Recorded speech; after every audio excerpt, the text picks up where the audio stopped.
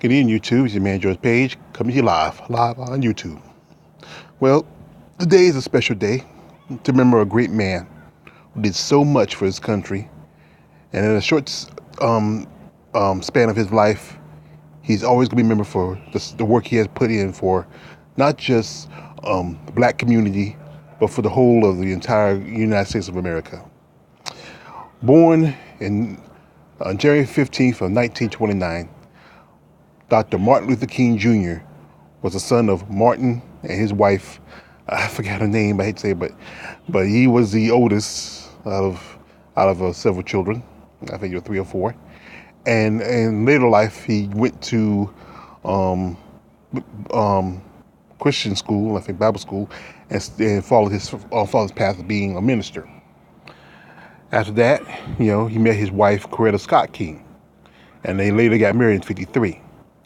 In '55, Dr. King helped establish the Montgomery bus boycott. As you know, back then, in those days, when you were black, you were forced to sit at the end of the bus.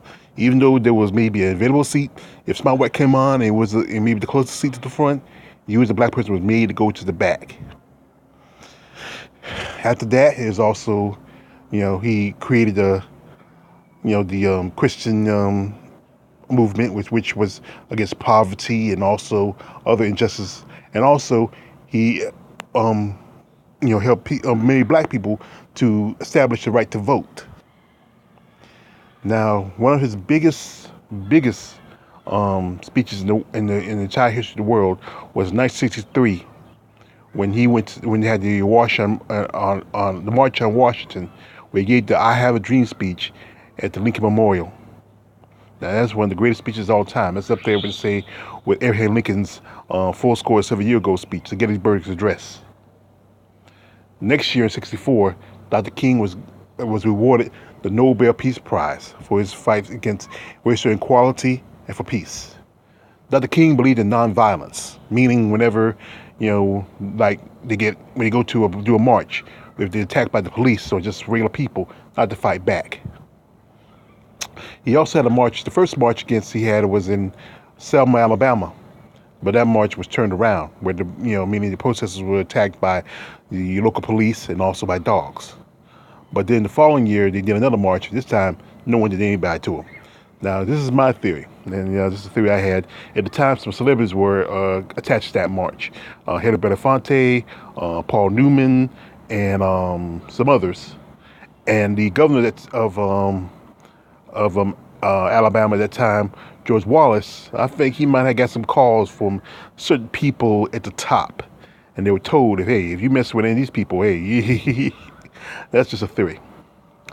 Dr. King fought for equality and the rights for all Americans, not just for us black people, for anybody. But we lost Dr. King in April of '68 when he was killed by an assassin's bullet. He was in Memphis giving a speech, and the day before he gave a great speech, but he was at his motel. As he was walking out, he was shot point blank in the head. It was just a great loss to America. Riots occurred around that time after the death of Martin Luther King.